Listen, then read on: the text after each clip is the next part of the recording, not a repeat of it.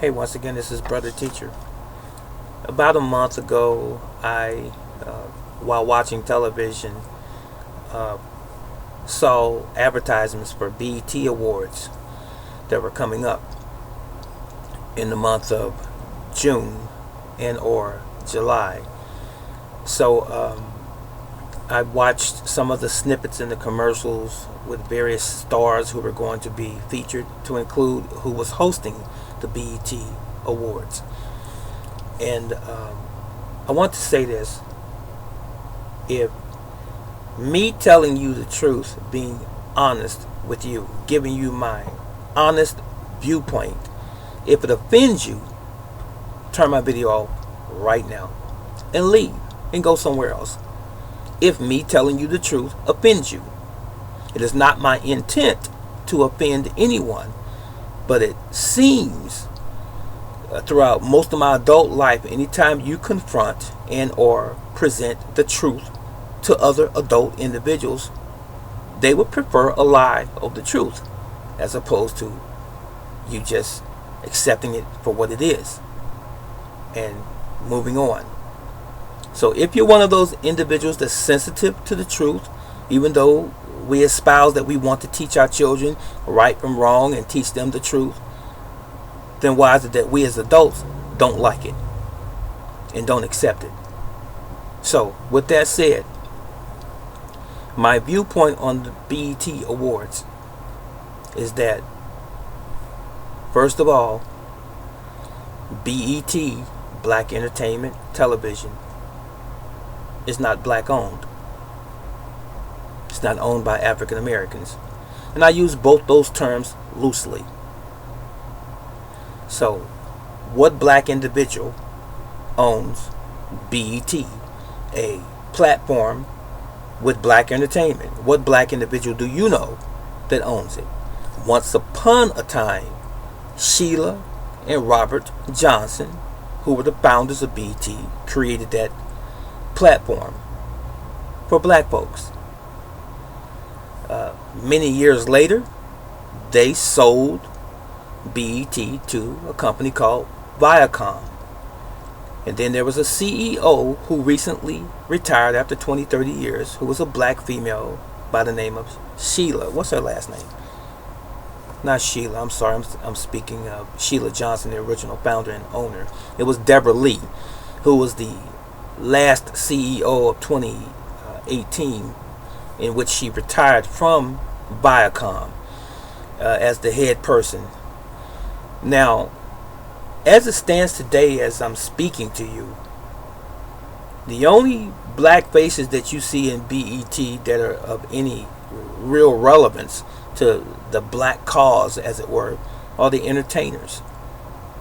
No one behind the closed doors or in the office is running BET. BET happens to have as its billionaire owner Mr. Summer Redstone. This man now is about 96 years old. Caucasian, a white man. Now, what does Mr. Redstone have to do with black entertainment? Now, I'm doing like Dane Calloway said, I'm just trying to get you to think. If BET represents black entertainment and stars, movies, theater, music, rap, comedy, whatever, then why is there a white face that controls it? Is it in the best interest of those people who are the performers? Or is there something else going on behind closed door? Is it just simply a money-making vehicle for Viacom? I'd venture to say so, but it could be some political things going on there as well. So it would stand to reason to me, if you're going to have black entertainment, it's going to be headed by black producers, writers, chairman, directors, CEO. Not someone who has not the best interest of black people at heart. And I don't believe that Mr. Redstone does. Just trying to get you to think. So, I'm also wanting to insert this before I leave. What is BET doing for the black community other than entertaining them on television or cable? Snapping your fingers, dancing, dropping it like it's hot. You see the rappers with their pants hanging off of their behinds. You see the black women wearing these scantily clad outfits and their breasts almost completely popping out. Fantasia, about a week ago, was singing in this black outfit she had on, and a couple more inches you would be watching nipples. That's how revealing her top was. What have we come down to, black folks? Is this the type of entertainment or forum that you would allow your 5, 6, 7, 10, 13, 14, 16-year-old child to watch, male or female? Is this okay with you? Are you not perpetuating a behavior and a stereotype of black folks that the white supremacist mindset and mentality has created many, many years ago, that we are dancing the jigaboo, or we are just spectacles? What happened to the days when the songs that we sang were of substance?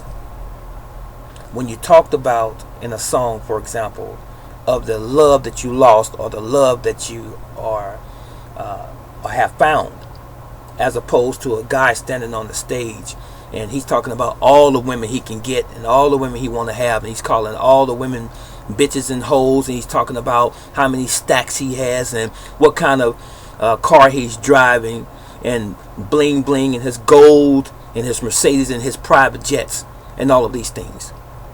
Is that real life for black people? Or is it only those people who are fortunate to be gleaning from black audiences their money and their spectatorship to keep them in a certain place? I'm talking about the black entertainers now. So, what have you done for us lately as blacks? You black entertainers who are on BET, selling your souls to an industry that doesn't give a crap about you. It's not owned by blacks. And when it was owned by blacks, there was no real value there then. Just dancing, just rapping, just gold teeth on your grill, just bracelets and necklaces and tight clothes and women dancing with the butt out, vibing, gyrating on stage, grinding, guys putting their hands between their legs when they dancing. Nothing that I would want to write home about and say, Mom, you know what, I just saw someone on BET that I really love because they represent blackness. Do they really? What is really blackness, ladies and gentlemen? This question, this video is really for black folks, African Americans, if you will. It's for you. What has BET and its entertainers done for us lately as people? Have they opened up some schools and some educational centers other than a basketball court or a softball team or a little league team or a football team, soccer? Is that all that they can offer? What about education? What about how to come out of poverty? What about being an entrepreneur and being your own person? What about staying away from drugs? Is BET promoting that? I think not.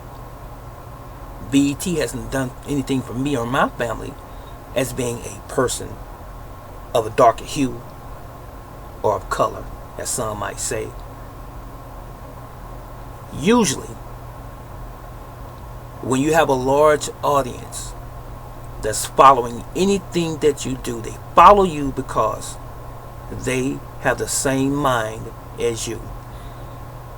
If the audience changed its mind about the entertainment or so-called black entertainment that they watched on television and cable, you had better believe that the entertainers would change their beat as well. But as long as it sells, as long as they have an audience, as long as there are people that are as ignorant as they are and as gullible to watch all of the smut and all of the crap and all of the sexual promiscuity that is alluded to and that is propagated on that platform, they're not going to stop what they're doing. And the white powers that be, that control BET, are going to continue to rake in the money off of the ignorance and the stupidity of blacks who really think that they're doing something for blacks, when in fact they're doing it for themselves. So there's no entertainer that's black that's doing any real significant thing to help uphold their communities and to rebuild that which has been destroyed so long ago. Because anytime a black person who's in entertainment, any genre, any particular vocation, it can be music, it can be art, it can be theater, no matter what you find yourself doing as a black entertainer, anytime you try to help those that are on the bottom that are black, the white supremacist comes to see about you and they will shut you down. So again, black folks, is BET really for you? Or are you being prostituted by somebody behind the scenes?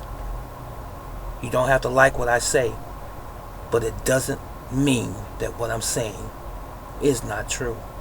This is Brother Teacher. How say you?